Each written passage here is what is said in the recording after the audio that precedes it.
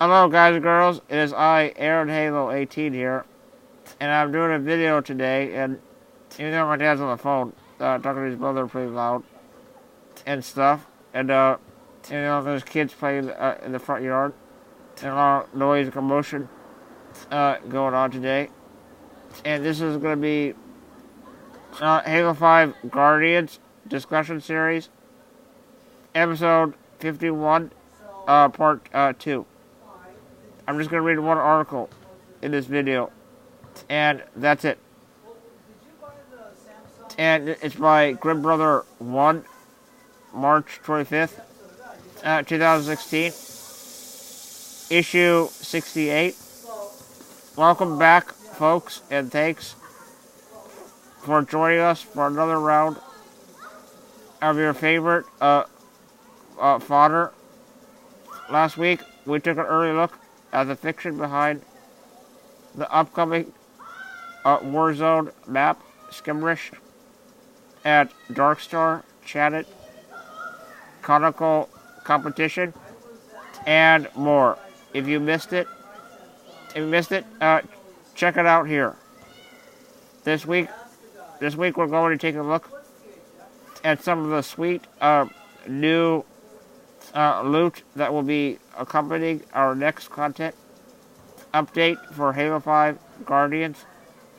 Ghost of Medarian.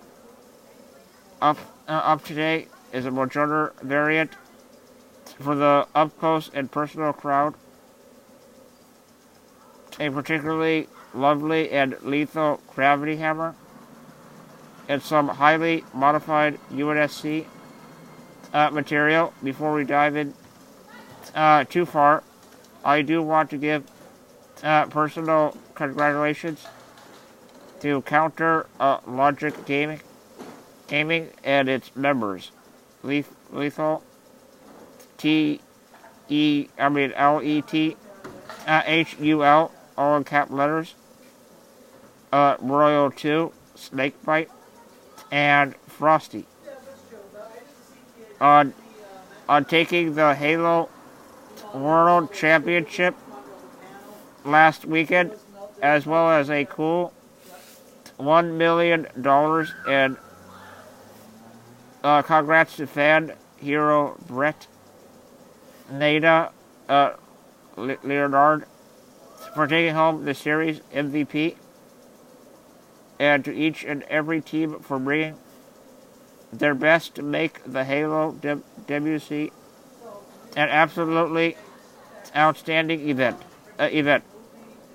Hopefully, as Halo fans, you'll take an opportunity to celebrate them as well. Because, trust me, as competitive Halo continues to grow and succeed, we will all benefit. Back to business. Let's lore. Ghost Protocol. It's a Mantis robot here. They show a picture of it with a bluish, brownish, goldish color to it. Looks pretty badass to me. And there's a little description right next to the photo as well. And it says, our next hot drop of continuing content for Halo 5 Guardians is drawing near. And this week, we wanted to dive a bit deeper into some of the sweet new sandbox additions. You'll be able to get your gloves on when it all goes live. There's a new Mojoner variant to Dawn. Some vicious new hammers to swing, and a couple of powerful pinned rides with which to storm your opponent's proverbial castle with. Let's go ahead and take a look at what's coming up.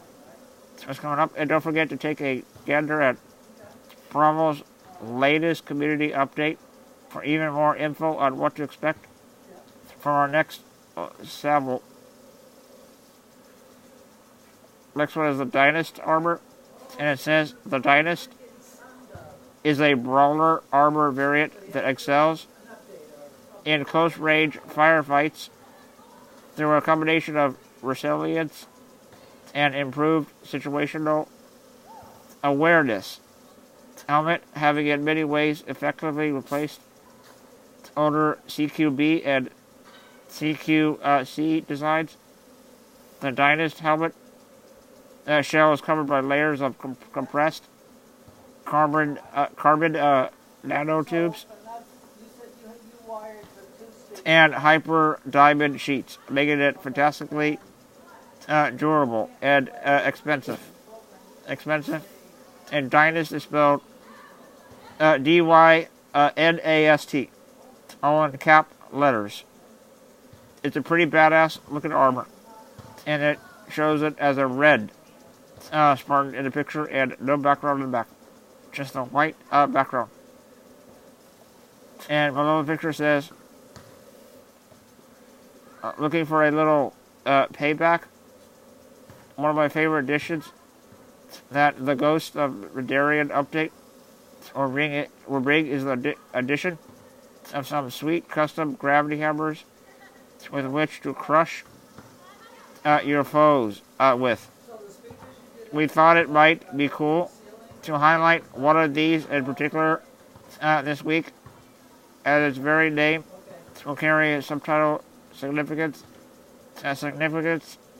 among longtime Halo fans, especially ones who love some of the Covenant's more brutal members. For this particular group of fervent fans, I offer this brief respite, a narrative oasis, if you will, within the split-lipped showcase of our oftentimes elite-centric atmosphere.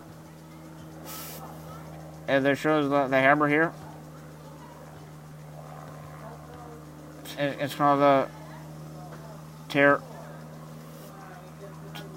Tatarius gavel.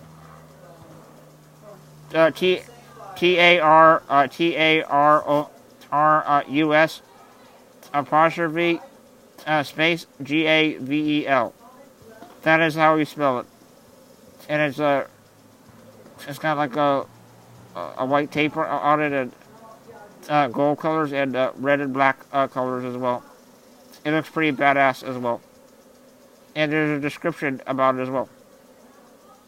It's called Tatarius. It says Tatarius was a ruthless Shohani chieftain who's that's a brute, actually, whose meteoric rise through a brute society and the Covenant military was fueled by vicious bloodlust and cunning politicking. By 2552, Satarius had eliminated or surpassed all opposition in his quest to serve as the prophet of truth's right hand atop the Covenant Empire, overwhelming all opposition among his own people to become chieftain of the Brutes. At the battle for Delta Halo, however, Truth's plans for Tatarius to crush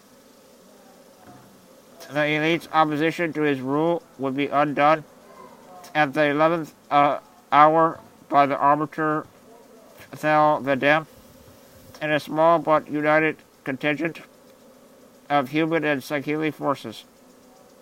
Tatarius' death of the Arbiter's hands ended the chieftain's plans to unify his fractious species.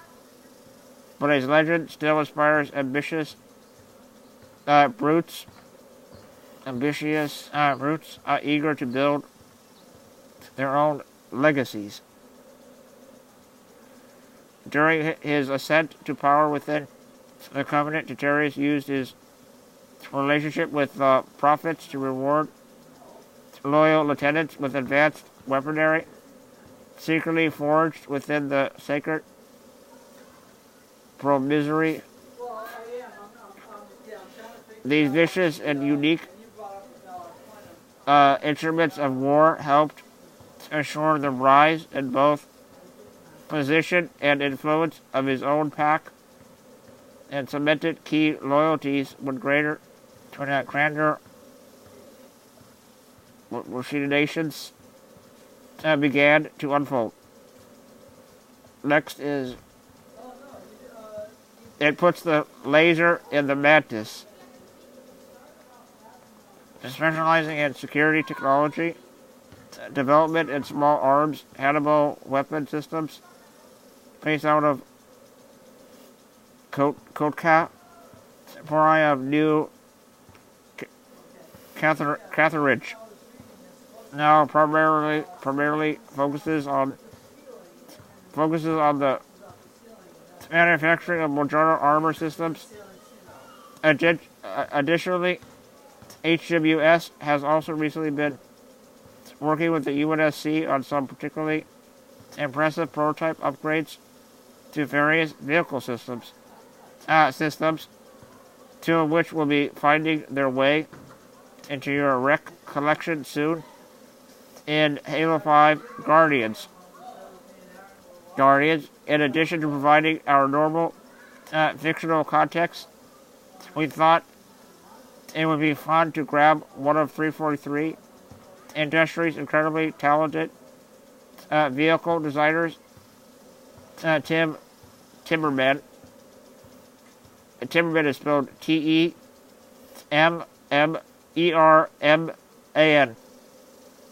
to give some extra insight on the development of these new toys, both from a fictional and development perspective.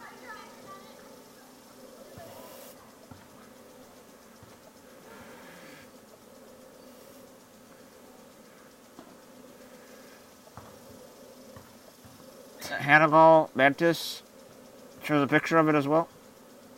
And it says Hannibal works closely with the UNSC in its efforts to incorporate new weapons technology on existing vehicle chassis, advanced Mantis with heavy armor, rapid-fire gust cannon, and experimental ion field missile warheads.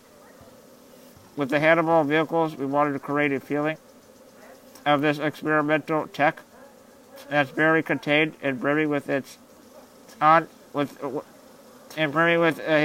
unpredictable and lethal energy.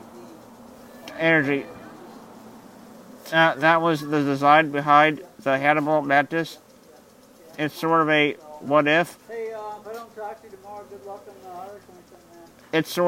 It's sort of a what-if Mantis that isn't ready for full production, so it hints at some of the Skunkworks tech being developed. And Skunk is SKUNKWORKS.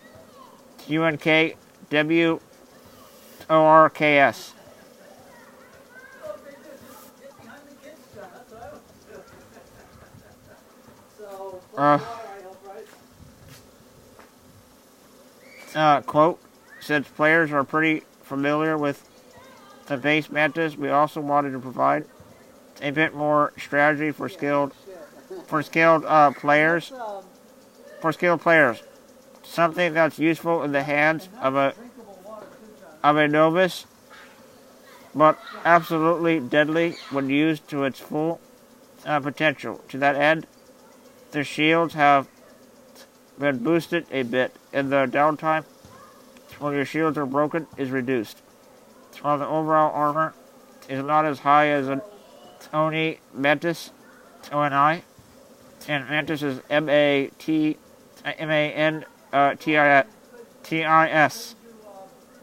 If you can quickly engage and retreat with the Hannibal Mantis, you'll be able to manage your shields easier and stay alive.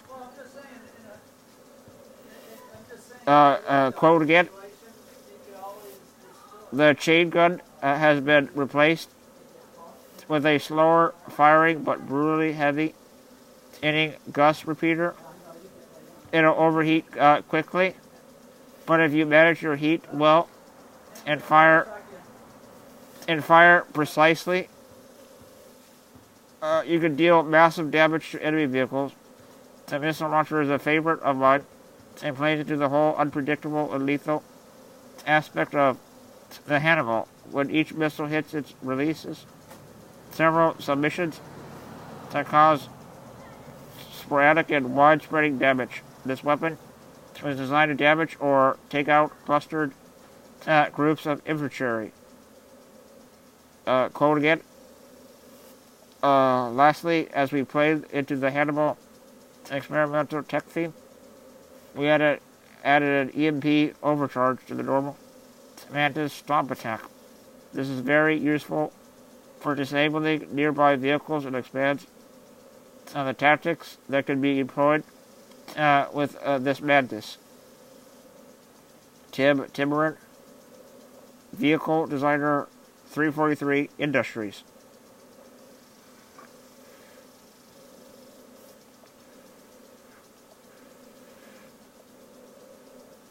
Hannibal Scorpion is a tank, actually, in the game. And there's quotes here and stuff, too. And it says, this is but one of Hannibal weapon systems tank test. It's fitted with the latest in vehicle-borne directed energy weapons. Advanced Scorpion with heavy armor. And fast discharge laser currently undergoing trials within UNSC Infinity War games. They also show a picture of it too, with a gold, brown, and black and blue colors as well. And quote, as with the Hannibal Mantis, the inspiration behind the Hannibal Scorpion was a Skunkworks style prototype military vehicle that isn't quite ready for full production. With the rarity and high level of this vehicle, it gave us an interesting position from which to design a new Scorpion. Thanks to a massive Spartan laser-type beam weapon mounted to the Scorpion cannon and a heavy-hitting gust repeater turret. This might be the most lethal vehicle in the Warzone lineup. Quote, I admit I'm a huge fan of beam weapons, and since the days of Halo CE, Combat Evolved, I've always wanted to see what a beam-equipped Scorpion would play like.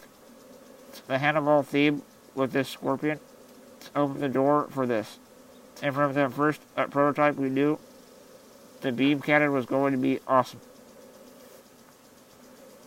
As an added layer of depth, for more advanced players, the beam cannon works well, because rather than an instant single-hit projectile, the beam damage is spread out over a fraction of a second. That doesn't seem like a long duration, but it opens up different attack methods, like a sweeping attack that lightly damages multiple targets, or a concentrated attack that drives all the beam's energy to a single target. Quote, I'm keeping with the Hannibal theme. We've reasoned that a prototype military corporation might reuse some of its best assets across multiple platforms. To that end, you might notice that the Hannibal Mantis gust repeater behaves very similar to the anti-infantry turret placed on the Hannibal Scorpion.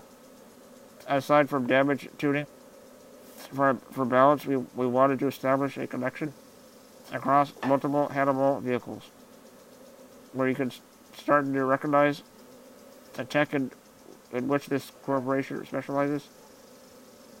Same goes for the blue accents, paint job, and the sort of unstable and overcharged effects that let you know this isn't a standard Scorpion. Quote, the art and audio teams did a fantastic job communicating that raw power and deadlineness in the design, and I, for one, can't wait to lay down some serious beamage with this thing. End quote. Timber again. Vehicle Designer 343 Industries. This one shows a video of a Warzone firefight gameplay trailer here for Halo 5 Guardians, I guess. Mate. And next to the video says, this past weekend, during the aforementioned Halo World Championship Finals, we debuted the world gameplay premiere trailer of Warzone Firefight coming this year to Halo 5 Guardians. It might just be my favorite mode to play here at the office each week, and I absolutely can't wait for all to get your. And I absolutely can't wait for you all to get your hands on it as well. I'm thinking some cannon fodder community playdates might have to be in order once it does. Now, while we'll be talking much more in depth about the mode a bit further down the road, K9 fans have already begun spotting a few particular notes of interest. And while the wait for more concrete info will likely have fans seeing red. Still, it doesn't hurt to check out the trailer for a few more times. Just thinking the awesome and start imagining the possibilities. Give it a look. Next one is BRB got a BTB.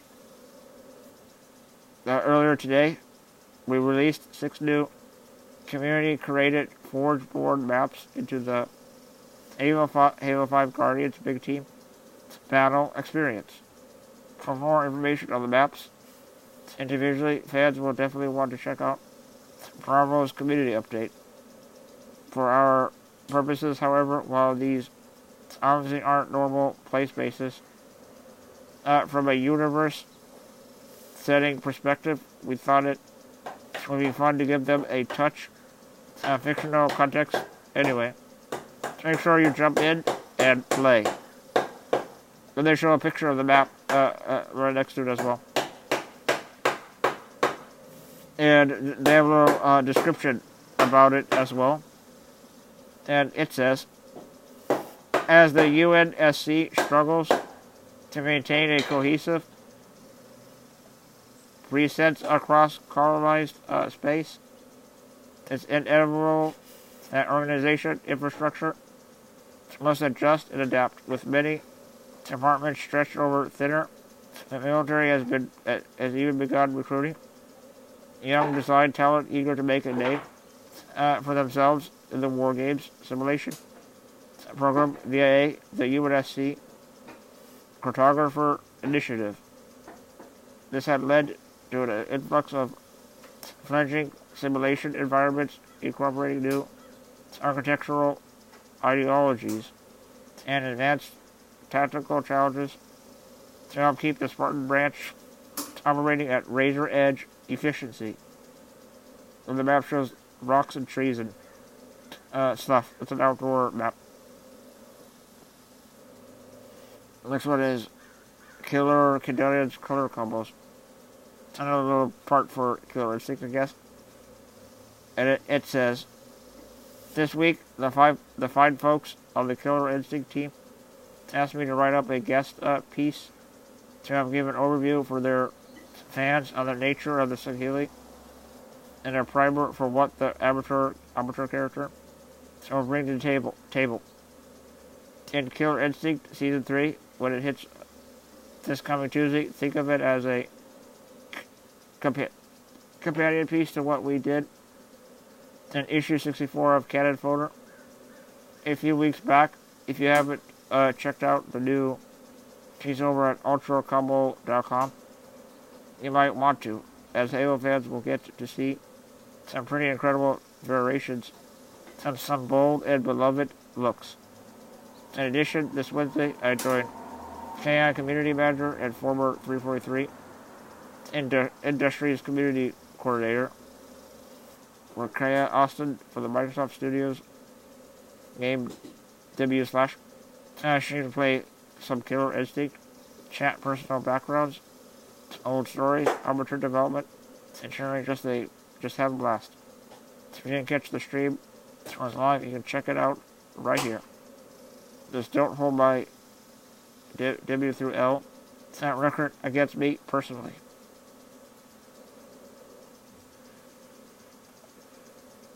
And with that, we'll draw this particular issue to a close. Thanks as always for joining us, and we look to have you back next week when we take a loo. Wait, is it next week?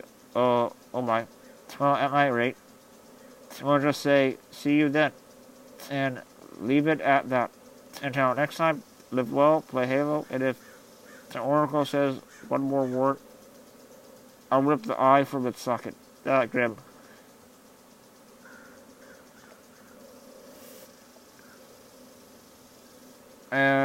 Updated universe article this week. Oh god. Scorpion. The Scorpion is the UNSC's main battle tank with an extraordinary track record of success across dozens of planets and hundreds of battlefields.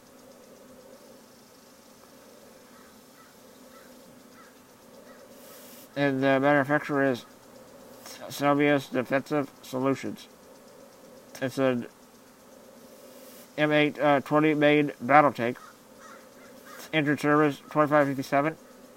Length 33.6 feet. 10.2 m. Width 27.8 feet. 8.5 m. Height 18.7 feet. 5.7 m. Weight 35 tons. 31.7 tons. Crew, 1 operator, 1 gunner. Maximum speed 80 miles per hour. 128.7 km/h. And for some apparent reason, my dad's taking a picture of me, which is totally stupid and is annoying the crap out of me. And the summary is the Scorpion rugged, adaptable design has changed little from its origins at the dawn of human interstellar colonization. This vehicle has been remained in service due to a combination of affordability, simplicity, and versatility. This is difficult to match by other, supposedly superior designs. The Scorpion's functional uses are numerous and varied, though the UNSC uses it predominantly for direct assault, localized defense, and anti-armor operations. The Scorpion's design has become the template for all contemporary UNSC main battle tanks. Its heavy automation and reliable outloader allows the tank to be operated by one individual, though the most common variants see a secondary gunner to operate a pivotal mounted machine gun. The flat board armored body is inset within 4 independently accumulated bogies, fitted with adaptive track segments. The track plates feature makeshift hard points that allow infantry to climb aboard the side of the tank and use it for transportation. Though this is not recommended for use in combat zones. Armament. The M820 Scorpion is just as heavily armored and mobile as its predecessors. It represents a new weapon platform without decades of deferred technology revisions and historical compromises. Most notably, the tank's M990 electrothermal chemical ETC, 150 mm smooth bore cannon brakes, legacy ammo compatibility with the M808 in order to accommodate both planned cannon launched guided meditations and future advances in energetic propellants. Major variants: M808C, still in service with armored units throughout the UNSC Army and Marine Corps. The previous mainline iteration of the M808 features an M512 90 mm smoothbore cannon for anti-tank and anti-fortification use. Fortification use at a Pinatel mounted M247 T7.62 mm medium machine gun. It is substantially heavier than the M820 massively 66 tons, 59.9 tons, when fully loaded. M808B. This older variant does not have the M247 pistol mount, but has a coaxial M231 medium machine gun to the main turret controlled by the operator. This versatile chassis saw a law number of locally produced variants and field upgrades over its nearly 2 centuries of use. The UNSC Army made periodic attempts to codify these modifications with little success. Recorded examples include the UE8 through 14 and 12 through 9 FS, both of which had thinner armor augmented by symmetric MQ plates to make the tank easier to air transport.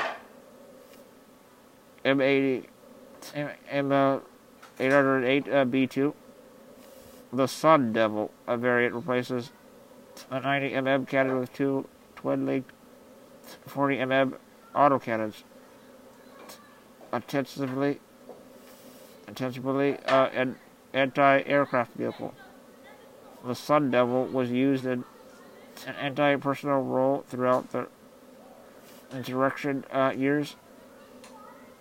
M108B 3 used for heavy fire support. Roles the Tarantula variant with its 2 mounted pods on either side of the turret can fire clusters of hypervelocity Spectator rockets. Its ineffectiveness against Covenant forces meant that most B3s were converted back to standard B models. M100 and M808, the first M108 model, entered service in 2218.